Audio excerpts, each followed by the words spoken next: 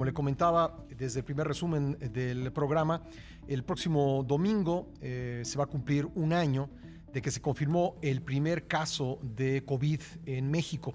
Y vamos a hablar al respecto con el doctor Alejandro Macías, infectólogo, excomisionado nacional contra la influenza, quien ha estado muchas veces en el programa para hablar de esta pandemia. ¿Qué tal, doctor? Buenos días, ¿cómo está?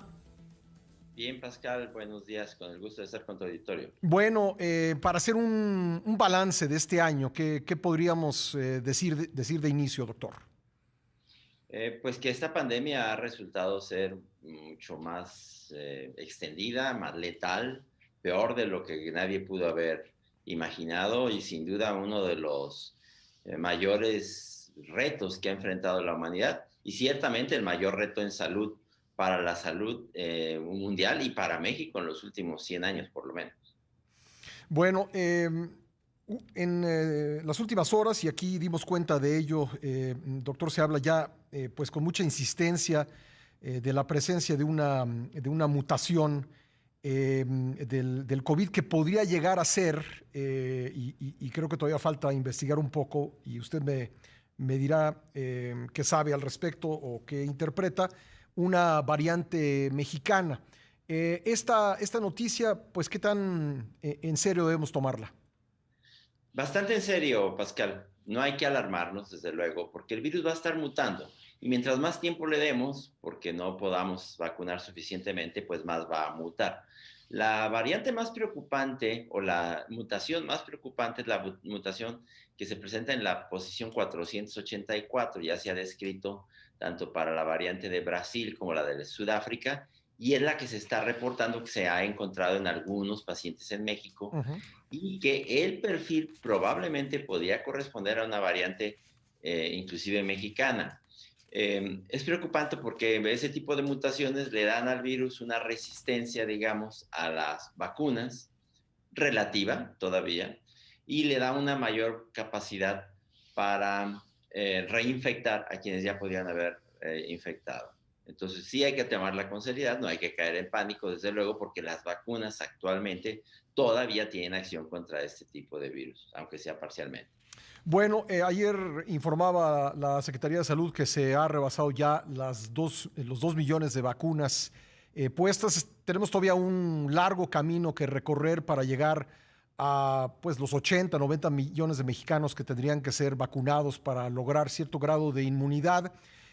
Habida cuenta, doctor, de que estamos aplicando diferentes vacunas en el país, ¿cree usted que va a ser posible evaluar pues la inmunidad en México en vista de que pues cada una de estas vacunas tiene un nivel de eficacia o un porcentaje de eficacia distinto? Sí, pero mira, la eficacia de prácticamente todas las vacunas para enfermedad grave y muerte es muy alta, Pascal. Ahora, una cosa que no se ha considerado es, primero, que el virus o los virus de la familia de los coronavirus o de las cepas del coronavirus son virus invernales y que el solo hecho de la dejada del invierno nos va a dar un poco de mayor amplitud o de mayor posibilidad de intervención. Si vacunamos rápido, muy Ujú. probablemente vamos a alcanzar la inmunidad de rebaño antes de lo que pensamos, porque hay una cosa que tampoco se considera lo suficiente, que mucha gente ya se enfermó y ya tiene inmunidad, así sea parcial. Puede ser que ya se hayan infectado por lo menos el 35% de los A mexicanos, muchos sin probablemente más saberlo, todavía, ¿verdad? y muchos sin saberlo. Ujú. Entonces, muchos de esos ya tienen una cierta inmunidad. Quiere decir que a lo mejor ya no nos faltan 90 millones de vacunar, Ujú. a lo mejor nos faltan nada más unos 40 millones para no necesariamente alcanzar la inmunidad de rebaño, sino para tener una epidemia más controlable, con una menor saturación del sector salud y una manera, digamos, más holgada de responder, por lo menos sin el colapso que ya ha existido en varios de los hospitales. No quita que tengamos que seguir con las medidas de protección personal, básicamente el uso del cubrebocas, la vigilancia, el evitar los espacios atiborrados, todo eso tendrá que seguir y vacunar en cuanto se pueda y lo más rápido que se pueda. Otra cosa es que ya algunas vacunas han mostrado eficacia desde la primera dosis y Ujú. eso también es muy bueno, particularmente para la vacuna de AstraZeneca, que es la que México tiene más de 70 millones de dosis ya aseguradas. En promedio, ¿cuántas semanas deben pasar después de la primera dosis para tener algún grado de inmunidad? Sí, en términos generales, por lo menos 3 o más, Tres o ¿verdad? más. Es donde ya se empieza a ver algún grado de inmunidad, pero sobre todo de protección contra la muerte, Ujú.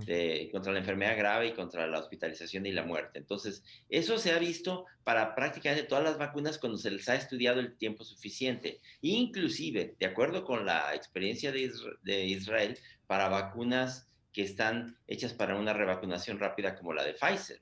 Entonces, puede ser que cuando empecemos a vacunar con más intensidad en México, que para eso somos muy buenos en México, vayamos a lograr la inmunidad, si no la inmunidad de rebaño, una inmunidad colectiva que nos permita una mayor holgura, sin un colapso de las instituciones del sector salud y ya que nos permita paulatinamente volver a algunas actividades. Creo que una buena señal, doctor, es lo que vemos en Israel y en la propia Unión Americana, donde ya se reportan pues descensos en los contagios que ocurren de manera paralela a la vacunación. Es decir, que afortunadamente parece que pues la protección de las vacunas sí se está confirmando en los hechos. Sí, mira, pero por desgracia no es inmediato. O sea, una vez que tú ya tienes un cierto nivel de inmunidad, no vas a sentir al día siguiente el beneficio, sino que generalmente van a pasar por lo menos entre 2 y 4 semanas Ujú. para que ya lo notes en los hospitales, en la salud pública. Fíjate, por ejemplo, en los Estados Unidos todavía están muriendo miles de personas, Sí. digamos, diariamente, y todavía no lo notan, a pesar de que ya han vacunado probablemente más del 10% de la población, más la inmunidad que ya tenían, probablemente están alcanzando ya el 50% de alguna inmunidad, aunque sea relativa. Y sin embargo, todavía hay mucha gente que está muriendo. Entonces, tampoco pensemos que va a ser de la noche a la mañana, va a ser Ujú. va a ser un proceso paulatino en que lo vamos a notar hasta que hayamos vacunado decenas de millones de mexicanos. Agradezco mucho al doctor Alejandro Macías que me haya esperado en la línea. Doctor, nos pregunta nuestra radioescucha Alma Rosa, me pide que le pregunte cuántos meses después de la segunda dosis estaríamos completamente protegidos. No, de hecho no son meses. Después de la segunda dosis, generalmente entre 7 y 15 días ya tienes una protección completa. Ujú. Ahora, hay que decir que el virus estará mutando igual que hace el virus de la influenza y aunque tú tengas una buena inmunidad, puede ser que en el futuro el virus ha cambiado suficiente como que ya necesites una nueva vacuna. Y eso lo tendremos que ver en los años subsecuentes, como hacemos muy probablemente con la vacuna de influenza. Puede ser entonces ese escenario que anualmente nos tendremos que estar vacunando. Probablemente anualmente, probablemente trianualmente o cada Ujú. 5 años, depende de qué tan rápido vaya el virus. Este virus no va tan rápido como el de la influenza, puede ser que no tenga que ser cada año, eso tendremos que determinarlo, pero de que va a cambiar, eso no hay ninguna duda. De acuerdo. Doctor, ¿cuáles diría, haciendo un balance de este año, de la presencia del COVID en México, cuáles diría que serían dos o tres puntos positivos, correctos de la estrategia del gobierno y cuáles diría que serían pues dos o tres puntos en los que ha fallado la estrategia? Sí, mira, bueno, yo creo que hay cosas que se pueden, que han funcionado, digamos que razonablemente bien, considerando lo precario del sistema de salud que ha tenido México, el descuido que se ha tenido sobre todo por los hospitales. Entonces, digamos, el haber reacondicionado los hospitales para que no colapsaran, creo que es una de las estrategias exitosas. Hay que decir que no necesariamente te va mejor por el simple hecho de hospitalizarse, eso también lo hemos visto. Y eso creo que no es que sea una falla, sino que no puedes nada más, por ejemplo, decir que compraste ventiladores y que hay camas con ventilador y que eso va a significar que ya tienes una mejor atención, porque lo que hemos visto también que hay ventiladores, pero no hay suficiente gente capacitada para atenderlos, pues te va más o menos igual. Ujú. Entonces yo creo que por un lado sí puede apreciarse una buena respuesta, pero por otro lado estamos viendo también las consecuencias de un largo rezago y que nos señalan que tendremos que tener una mucho mejor inversión en salud en el futuro. Otra de las cosas que creo que podemos hacer, sobre todo con la nueva información, es una promoción más amplia, abierta del uso del cubrebocas en todos los niveles. Y creo que eso lo vamos a tener que seguir haciendo porque inclusive cuando ya logremos el control de la pandemia, el cubrebocas, hasta que no logremos una completa inmunidad de rebaño, vamos a poderlo dejar y eso creo que lo tenemos que promover mejor. Bueno, ¿algún otro punto que valga la pena destacar, tanto de positivo o de limitante en la estrategia del gobierno contra el COVID?